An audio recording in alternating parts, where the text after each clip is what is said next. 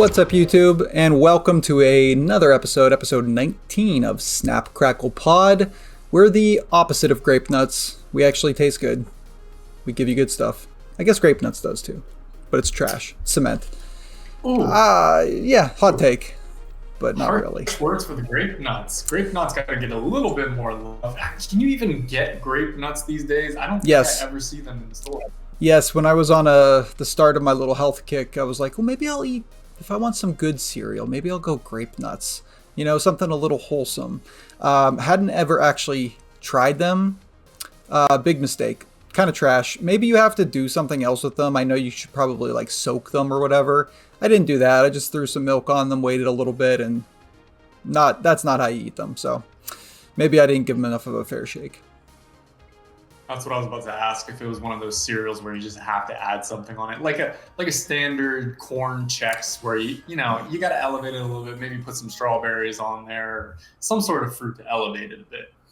Yeah, I don't know. Texture was not doing it for me. Anyway, that's not us. I'm Ryan Wood alongside Trevor. How are you doing, Trev? It's been a little bit. We had to take a week off, but we're back in action. What you up to? Hey man, I'm just happy to have a little bit of warmer weather. We had an absolutely brutal, cold January. I'm sure that happened all across the United States, at least towards the eastern side of the United States. I know it was pretty bad. The western side had some warmer temps, but it was pretty cold. I am training for a marathon, so I'm happy to welcome some warmer weather. And if you want to call 30 or 40 degrees Fahrenheit warmer weather, hey, I'll take it because it's not below freezing. So I'm doing good on that front. Work's been all right, and Snap's always been great. So how about you? How are you?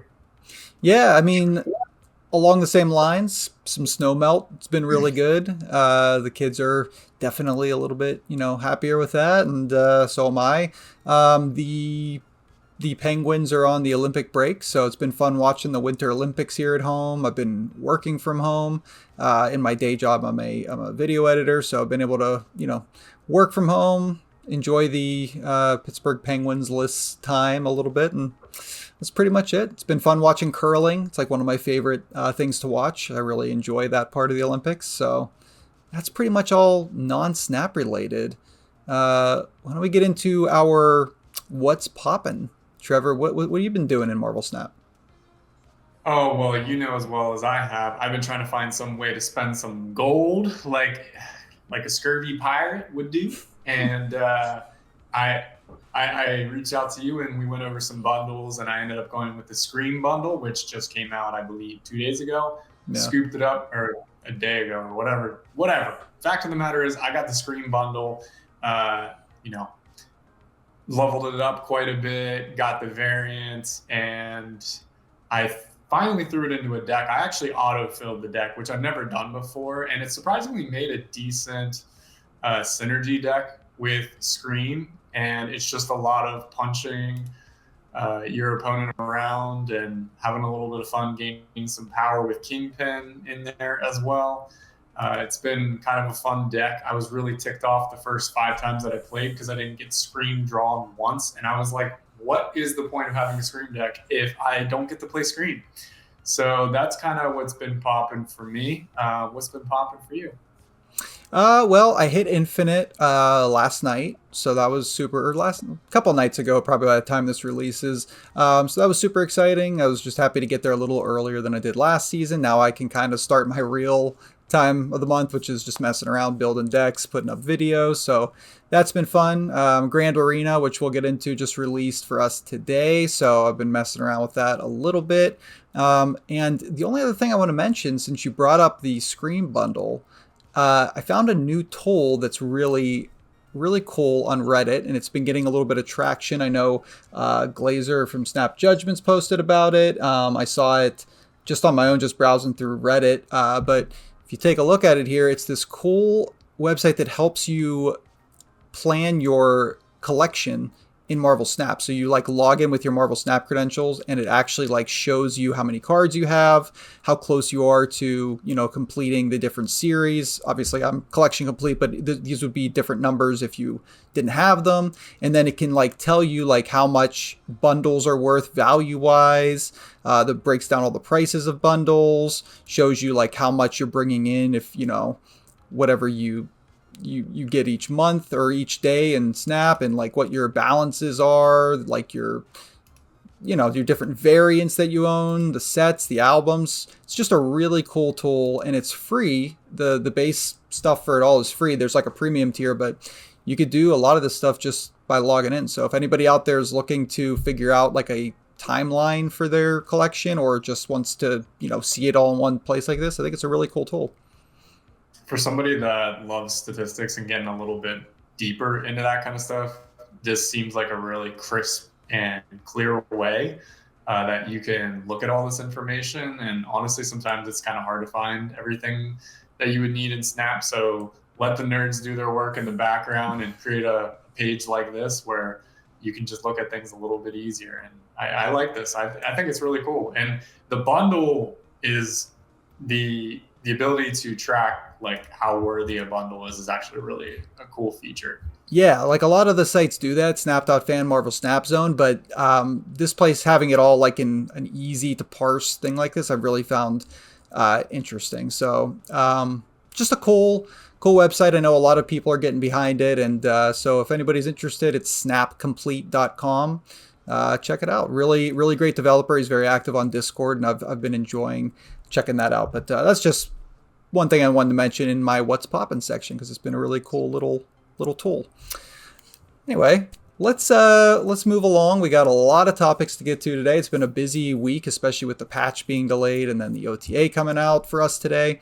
But first, let's just give some thoughts on a couple of the cards that released since our last podcast. These are just quick thoughts on a couple of these cards, starting with the Season Pass card, Star-Lord, Master of the Sun. And this card has been everywhere on ladder. I'm not sure if you've been seeing it, Trevor, or not, but definitely like maybe 50% of my matches are against Star-Lord, it feels like. Definitely this card hit a lot harder than I thought it would. Have you seen it? Yeah, same. I've actually had a lot of exposure to Star-Lord, Master of the Sun, and that very much surprised me. Usually whenever I see new cards come out, I'm not facing them, because a lot of the people that I'm playing against, no offense to myself, I'm playing against a lot of bots when I start off at a new season, but I also get some newbie players that are around my level. Consequently, they're not buying these passes and they're not getting these cards. However, I've seen this card a ridiculous amount, and I don't know if people are using it improperly, but whenever I have an inkling that this card is going to be played in a deck, usually the first 2 or 3 turns, nobody has put down a card, and I'm like, we're probably playing a Star-Lord deck here. And I'd say the majority of the time, people are skipping the first 3 turns. I'm like, okay, I know where this is going. And usually it's a bit frustrating, but I understand the utility and the use for this card. It seems to be a pretty strong card overall. I didn't know how much people would cling to this card when it came out, but it seems like it has a lot of good utility on my end. Yeah, it's weird, because I feel like people are quick to say, "Oh, this card's busted. You have to nerf it." And definitely the play rate is, I think, a little out of control. Like you said, you're seeing it, and like that isn't something that usually happens for you in the first few days. But I think that it has some pretty obvious counters. So I feel like we should give it longer than, the week and a half or whatever that we've had for people to really figure out how to play against it. I've been having, personally, a great time against it, because I just started playing Galactus, and that's been farming these decks, because I'm getting Galactus out on 5 and they're just playing Star-Lord on 5. Sometimes they play it on 4, but I have priority. So I'm Galactusing a lane away, and then I have Eliath, I have Null. Like, they really can't do much about it after that. So I've been having an easy time just by finding a counter, but I know that not everybody wants to do that. I'm sure this card could be toned down a little bit. We'll see what they do. It's definitely too early in this OTA, and they did not change it. I don't think they need to change it yet. Give it some more time, see how it pans out. But Yeah, I know you saw my YouTube or my comment on your video. Yeah, not everybody has Galactus, buddy. So I'm I not know, I counting know. Galactus. There's other ways to counter it though. It's not just Galactus. You could play Cosmo. You know, you just play a priority deck, something that's getting down enough stuff early, and then you just slam down the Cosmo. Play Goose. You know, get some Goose action going. There's ways. We'll find it. That's Star-Lord, Master of the Sun. And next up, let's talk about Magus. I think this card landed pretty much where we expected. It is finicky, goofy, and so I love it. It's definitely not great, but I'm having a blast with it in my kind of Mr. Fantastic combo deck. It's nice for me to know that it's like an extra Onslaught for me. If I don't see Onslaught, then I know it's in my deck and I can Magus on 6, just full skip and bring out Onslaught. So I think he's fun. Yeah, I don't know. What do you think? Have you seen this card around? Yeah, and I'm amazed how quickly you can make a card look so sick. This card is so cool. Yeah, no, I haven't seen it at all, you know, compared to Star-Lord. The only time that I've seen it is in your own deck builds. It's been an interesting card to see played. I had no idea, honestly, how it was going to be played when it first came out, but I did really enjoy your deck build around this card. And I don't know if it's my speed of card or my type of card, but I did enjoy watching your video.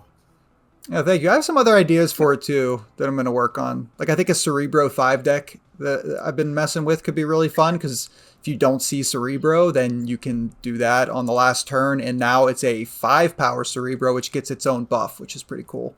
Yeah. But I've had a little trouble making that actually stick. But yeah, we'll see. We'll see. I'm going to keep working on it. But that's Magus. It's definitely a little finicky.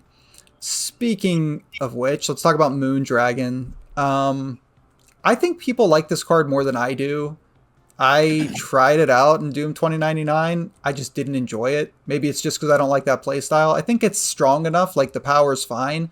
It's a 2/4 usually at baseline, and then if you're playing that style of deck, like it's cool. It's just not for me. I think that's all.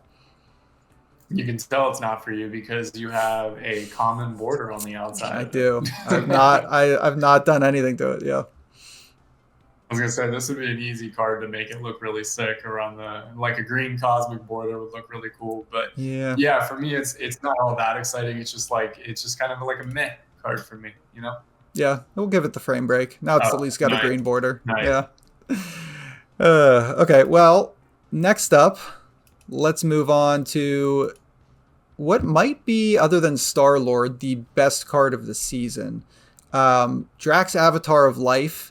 Super versatile card. When I first saw this card, I thought that it would be... Did we even talk about this card last time we recorded?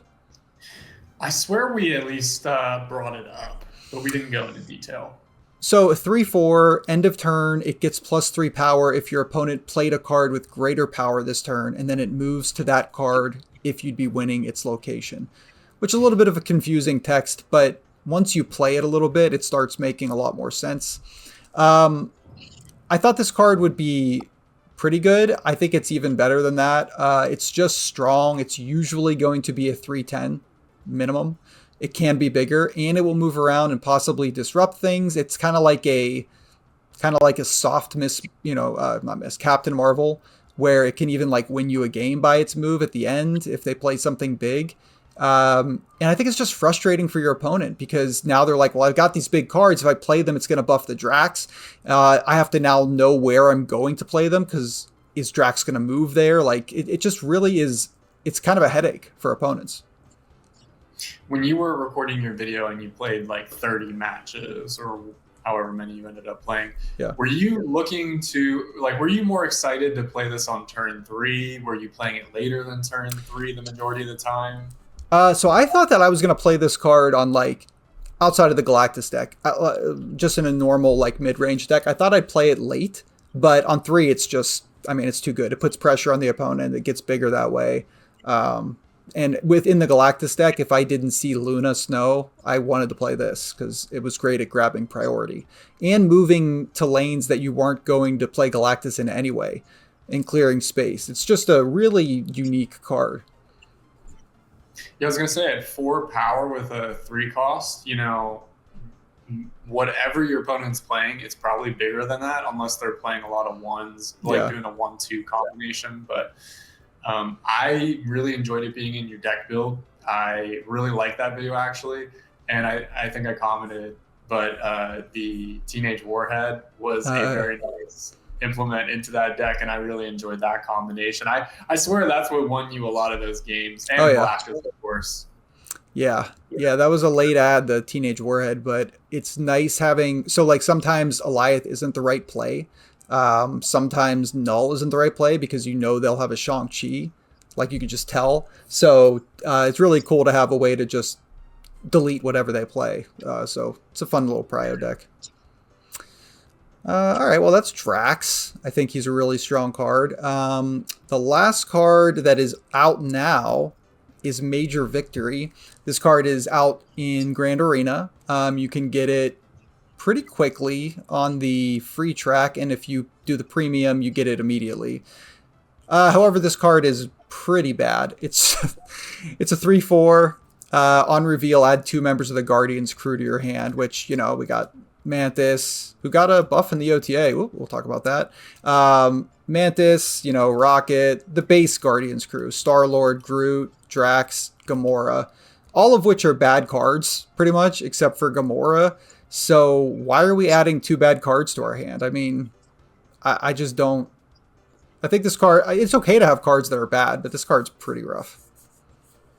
Yeah, I'm not really seeing a lot of positives about it. I mean, 3/4 is already rough, but if you're gonna be a 3/4 like Drax, Yeah. at least have some really good utility and some potential for upscaling this card. There's no scaling up of this. You're just adding 2 cards to your hand that really aren't going to do much for you, and especially not in a regular game mode where you're just trying to grind away. Like, people are going to be doing things that are beating this out every single day of the week.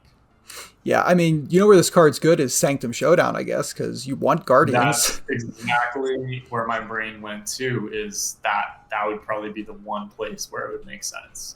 Yeah, maybe like the Shield style deck with Devil Dino or something, but I don't. I don't know. It's okay to be a mediocre card, and I think that's just what Major Victory is. But hey, They can't all be winners. they can't all be winners. It's true. Someone's got to work at McDonald's, baby. That's Major Victory. That's okay. All right. And then the last card we'll talk about, this one is actually a preview. This card releases on Tuesday, the 17th. It is Kraglin. This card's very interesting. A 3/3. On reveal, you banish the top card of your deck. If it was 4 cost or higher, you get +2 energy next turn, which is a lot of energy. Otherwise, you give this +4 power. So the fail case is that it is a 3/7, which is good stats. I feel like it's still not even good enough. There's so many better 3-drops. Do we really want to banish a card? Like, I know you could pretend like that card would have been on the bottom, so maybe you would have never seen it anyway. So maybe there's that. I don't know. What do you think about Kraglin? Correct me if I'm wrong, but if we're banishing a card, we're not discarding and we're not destroying, so I can't really get that combination with like a death or anything like that, unfortunately. Yeah. Correct. Yeah, that's intentional for sure. They don't want this to be, all upside. It's still, it's more interesting than I already forgot the name of the last one. Major Victory. Captain Major Victory. It's already more interesting than that. I will give it that. You're probably getting a 3/7 out of it a lot of times, but getting +2 energy, I don't know. If you're gonna get rid of a bigger cost card, I don't know. Not too into it. But like I said, if it was destroy or discard, yeah, I'd really like this card. Yeah, no, for sure. That would make it kind of crazy. I mean, like I said, +2 energy is a lot, but how are you really building your deck to be sure you're going to banish a 4-cost card? I guess Ramp maybe might find this interesting. Do we want, so this can ramp you +2 on turn 3 in a ramp deck, I guess, versus doing like Wave, which kind of does the same thing, or Electro, which you're just blinking away. But then what if it doesn't hit one? I mean, I don't know. I don't know. I think you could I guess theoretically stash it in a Hella deck. I don't have a lot of experience there, but I know a lot of people will put a lot of high cost cards in there. And so you're pretty much, I won't say guaranteed, but more likely to hit one of those higher cost cards. But then again, you're only getting +2 energy. How much are you really going to be able to play two of those big cards in one turn? Probably not with +2 energy. So Yeah. that's just where my brain went. And then what if you banish Hella? Then you retreat. Oh, yeah, then you're pretty much done for. Yeah. Okay, well, that's Kraglin. I don't know. It's I think I don't know. I don't think it's going to be good, but who knows? I've been surprised before. All right, well, let's move along to Grand Arena then.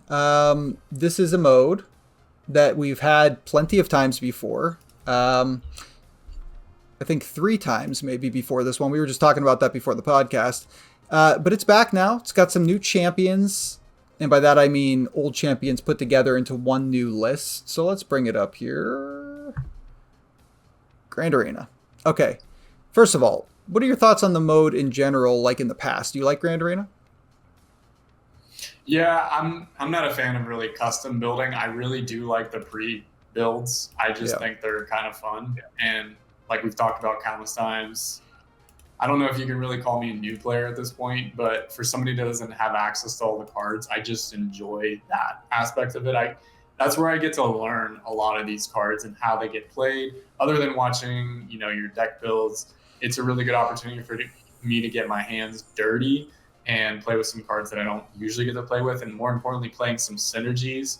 And, just like the Hulk deck, man, like every card looks sick and you feel like a seasoned veteran playing this deck with the all green cosmic borders and glitter and glitz. Man, it just looks really cool. I do really like Grand Arena. I find it to be a fun game mode.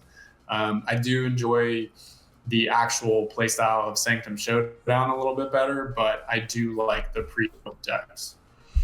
Yeah, it's interesting because there was a version of Grand Arena that came out maybe last time, maybe the time before, where they're like, we're just going to do pre-built only. And it kind of ruined my experience with Grand Arena just because we have totally different outlooks on that part of the game. I just like building the decks and I get so bored with playing the same matchups.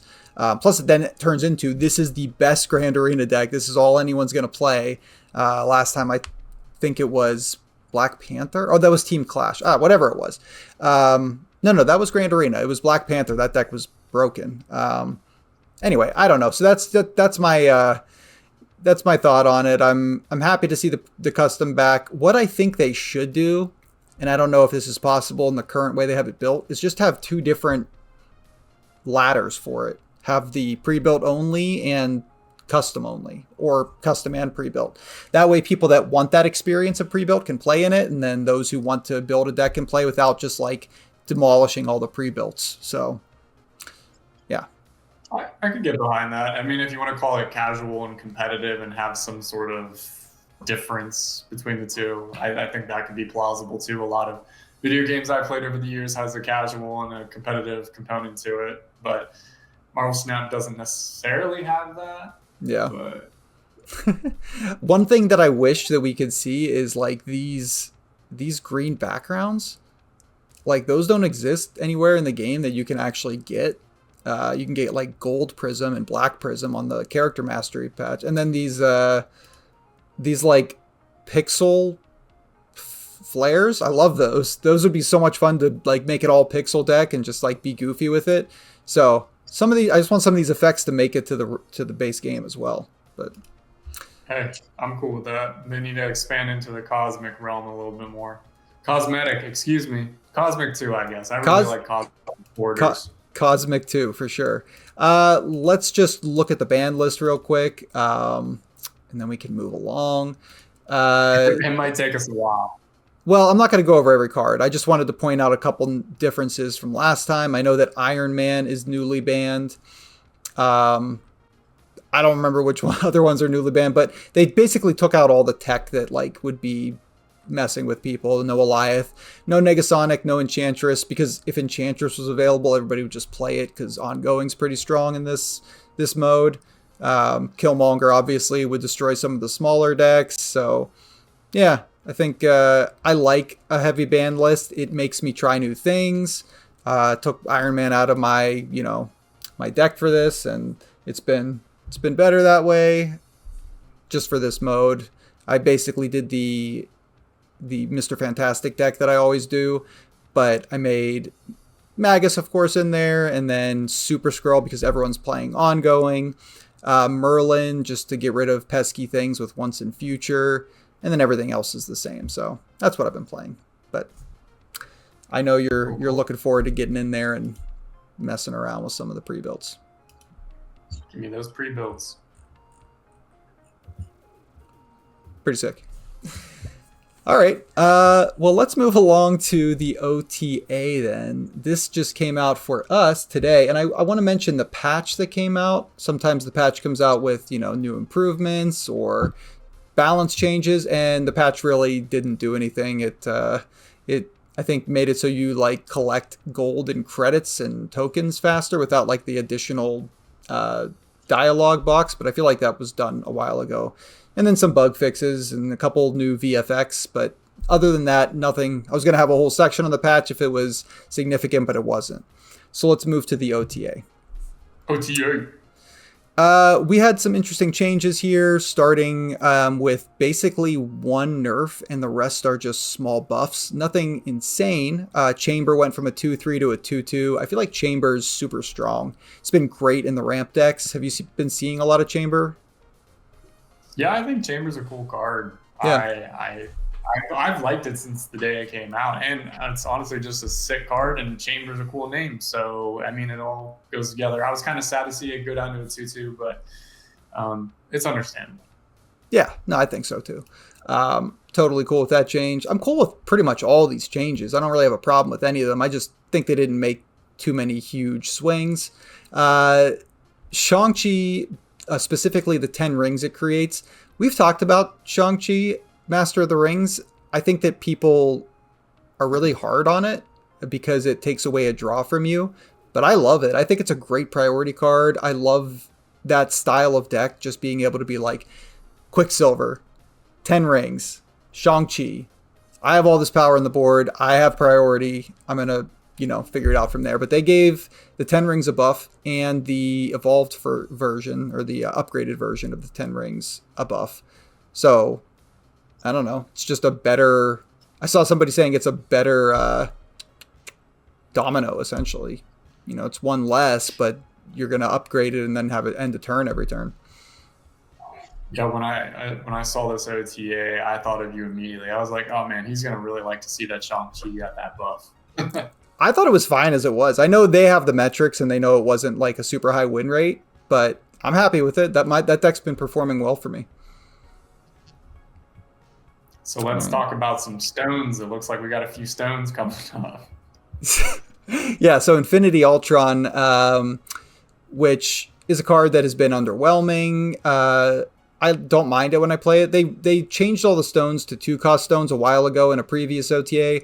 3 of the stones that were underperforming, they just gave small buffs to. Infinity Soul Stone, actually kind of a big buff. They gave +2 power at full locations to +3 power at full locations. Infinity Time Stone, they just gave it a 1 power buff to a 2-4. And Infinity Space Stone up a power as well to a 2-6. Just overall a package that makes his stone pulls a little more consistent. And when you get these ones, you don't feel like you instantly lose. So that's good. Sure. I'm not a fan of the Infinity Stones across the board, but hey, whoever's playing them, I'm sure they're happy to see this. Love it. Part 2. King Eitri. Now that we can go quickly through these because not much to see here. These are 1 power buffs across the board. King Eitri got a buff to 1-3. Kingpin also to 1-3. Groot to a 3-4, so that would be a 3-8 if you get the Guardians buff. Thor up to a 3-5, Mantis to a 1-3 as well, and Nightcrawler to a 1-3. A lot of the 1-2s going up to 1-3s in this OTA. Overall thoughts on this set of cards? Well, I don't know about you, but Major Victory just had a huge Major Victory because Mantis is playable. Groot is playable, okay? Which means Major Victory is playable. I don't know about that. I guess we'll see. We've not had a chance to mess with them. I doubt it, but you never know. All right, it's a stretch, but as somebody who just got screamed, seeing Kingpin go up to a 1/3, I mean, it's just one. But hey, you know what? I'll take whatever I can get. Yeah, you should build a Scream deck. That'd be a lot of fun. Kingpin. Yeah, I you're already right. have. I let them do it for me. Perfect auto build. I love it. Well, good. Now you can throw Kingpin in there if he's not already in. He's All right, I believe you. like a staple scream. I believe you. I believe you. I'm excited to see what you build. Maybe next week we'll talk about your Scream deck and how it's doing for you. Maybe I'll build my own scream deck. Yes, that sounds great. Okay, well, that's the OTA. You know, I feel like overall they made minor changes, and that's fine. I would have preferred to see some more interesting stuff, but that's okay. We've got plenty of interesting stuff. New cards releasing every week. I'm happy. Easy to I don't please. know. It seemed like a major victory to me. Man, you know what? I want you to build a major victory deck. You just got to get them on the track. Absolutely not. Absolutely not. Actually, you know what? I will do it and you know what? I'm going to write down, or I don't know. I guess I should say record what my win rate is. And it's going to be a majority, which is 51% or above. I'm not even going to get into the mushroom thing, but Okay. that should have been our question of the week. Well, we'll get to that. But first, blind rankings. And I'm going to hit you with some first. I'm all ready to go. So, Yes, sir. What you got? your first card, put this on a rank from 1 to 5. It is the God of Thunder, Thor. The God of Thunder. Wait, is this the Midnight Midnight Suns, yeah. Tarot? Mm-hmm. Oh, Suns. Okay. Cool. It's also actually, I tarot, have this yeah. one too. Yeah, I have this one too. Thor. I'm not crazy about shuffling, like thinking of Beta Ray Bills, Stormbreaker moving in my deck. I'm not crazy about that type of play. It's still Thor, 3/5. I'll go 4. Okay. Recently buffed to 3/5, by the way. That's why it was on my mind. Oh, right. All right, 3/4. Or sorry, rank 4. All right, that's Thor. Your next card is Scar. Scar. Cost 2 less for each of your cards that has 10 or more power. Look at me, I'm such a noob. I have to read these because I don't see Scar as much. Scar.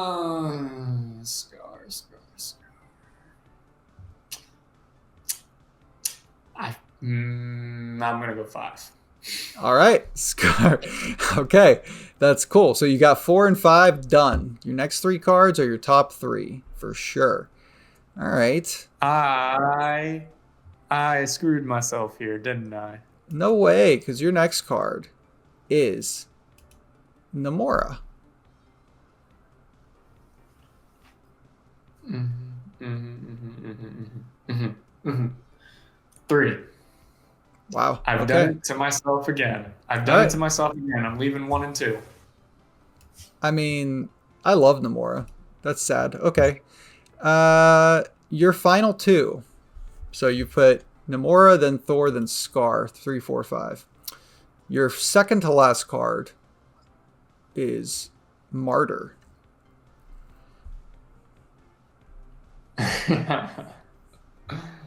Well, I have to go 2. I'm not going 1 with it. I would have flipped those 2 for sure. Namora, I just don't have a lot of experience with yet. Martyr, a little bit. What's my 1? What's my 1? So let's throw some respect on Martyr's name. I don't play this card until the Galactus deck, and now I'm like, all right, this is a priority card, and I don't care if it's on the board. It's not going to lose me the game. It's going away. Your number 1 card, Domino. That was... That's a boring number 1, I'll tell you that. It is what it is, man. And then you always get it on... I thought you always get Domino on 2. It would have made sense for you to give it 2, but... So my question was, what was the knockout card here? Like, what card am I super excited I'm at one? Because to me, these are all just kind of like meh cards, to me at least. I mean, I thought you might like Scar. I didn't expect Scar to be a 5. It feels like a Trevor card, in your like kind of Sauron-y deck. I guess. I don't know. This is a Again, I know you don't have it. I you're know. picking a lot of cards that I don't have a lot of experience with, so unfortunately, like they're just not gonna hit a certain place in my heart. That's all I gotta say.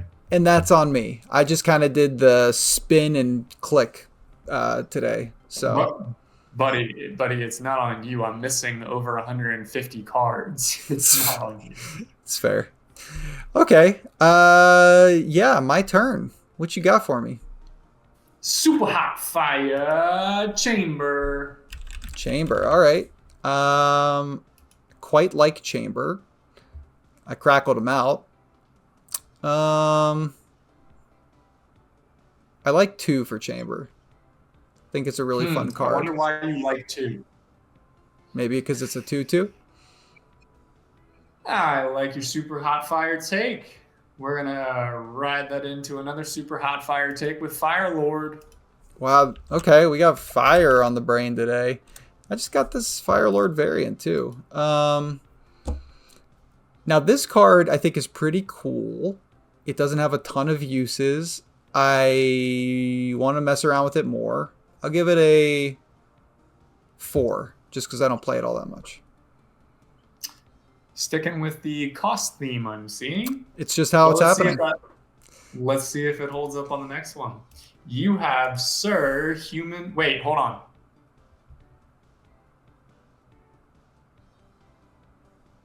Do they have to have flame retardant clothes? Okay. Your third card is going to be Human Torch. I believe so. Yes. Well, I mean, his clothes they just go away a little bit. I don't know what's going on there.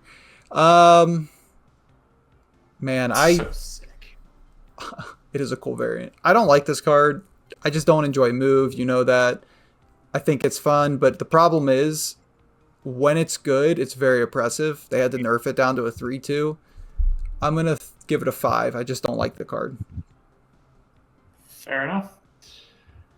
Next, we get into the Lord of the Master of the biggest star in our galaxy. Star-Lord. Star-Lord. Master of the Sun. Specifically, Master of the Sun. So I have 1 and 3 left. I definitely am not giving it 1. I don't care what's coming at 1. I'm just sick of seeing the card, so he's a 3. But he's a 4 cost. But he's a 3 in my heart. Okay. That means you're number 1, and as you could tell, we're going with a fire theme. So, do you have any predictions at what your number 1 is? Jean Grey. Phoenix Force. That'd be fire. Jean Grey? Because Phoenix Force. yeah, she becomes Phoenix. Oh, I don't know that. I'm ignorant. Your Look, number 1 is literally, going to be... see the fire? Come on. Anyway, good. Your number 1 is going to be Fire Hair.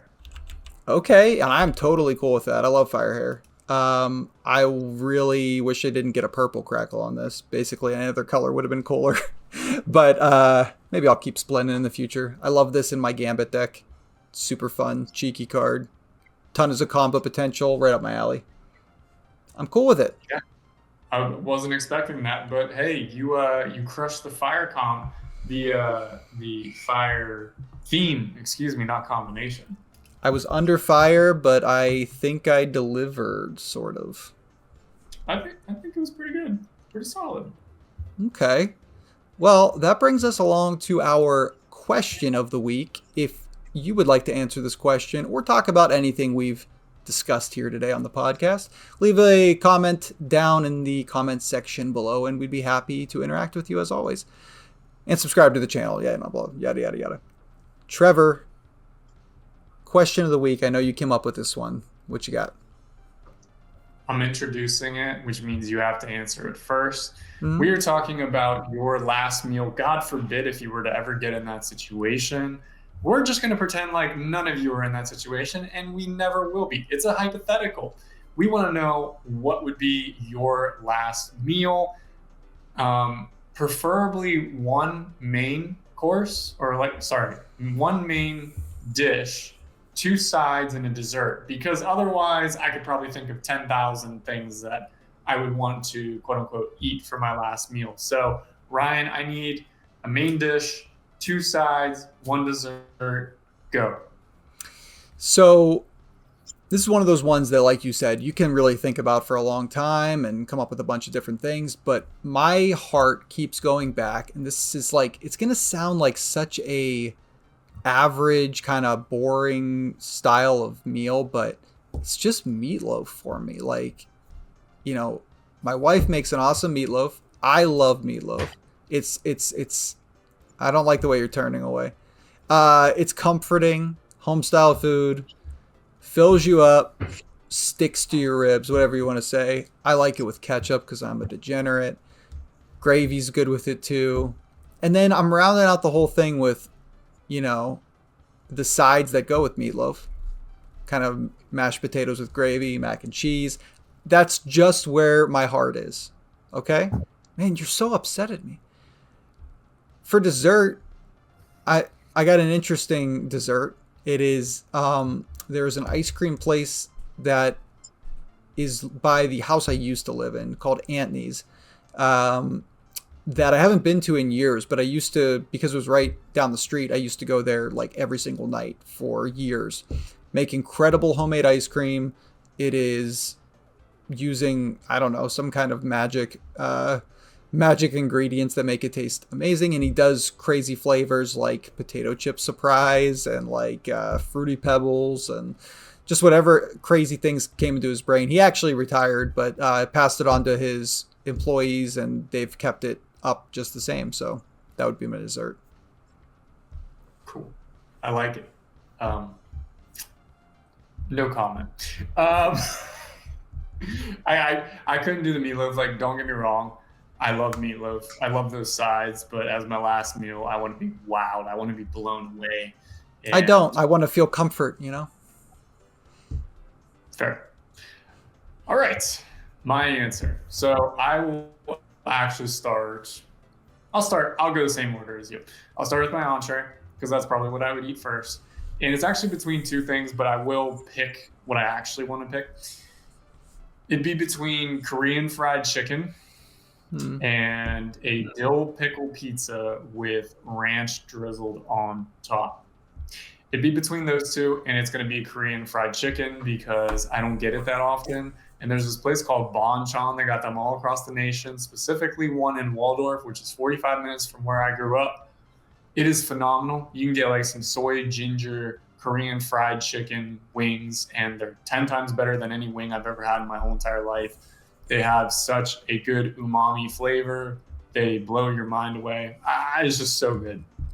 So my first side is actually something that you would also get at Bonchon, and they are crinkle cut Parmesan. Wait, no, they're not. I don't think they're crinkle cut, actually, now that I think about it. Regardless, it is a, what do you call that? Like a Parmesan truffle fry.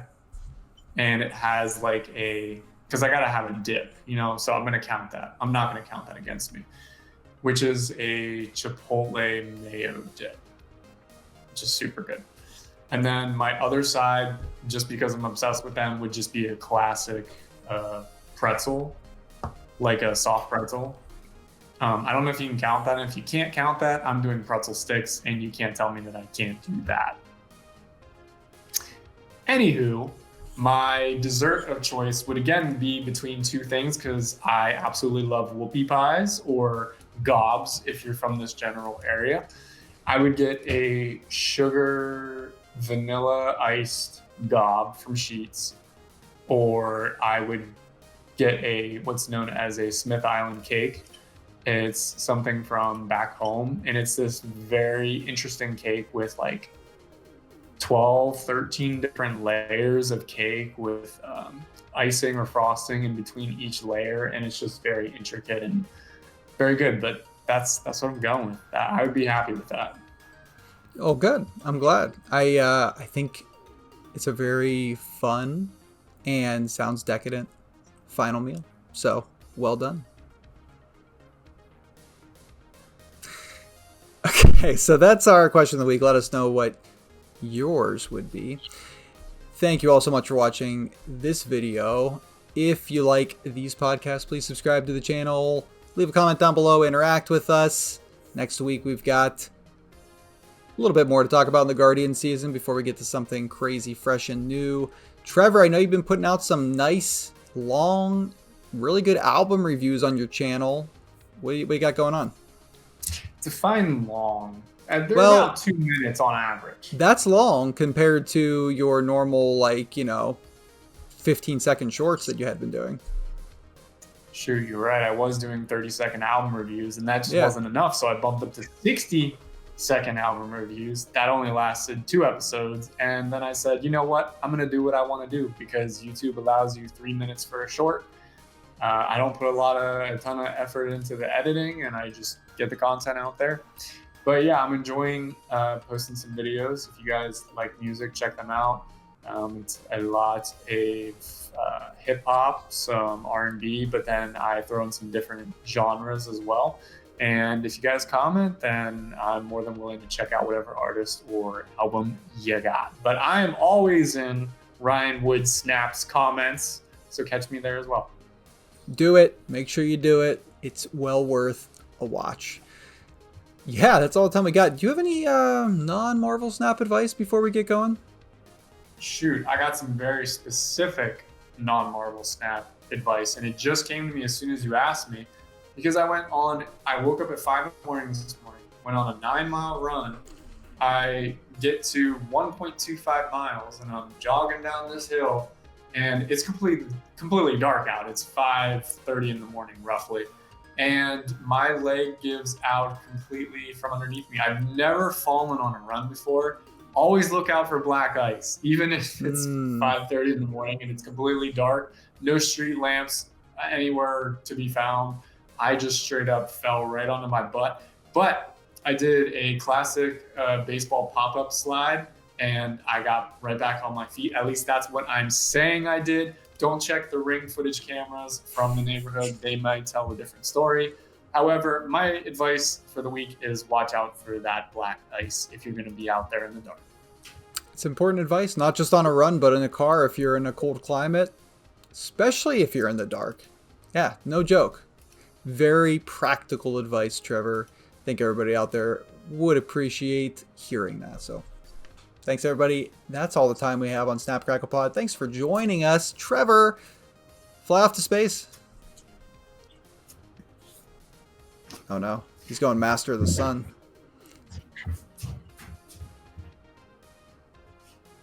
He gone.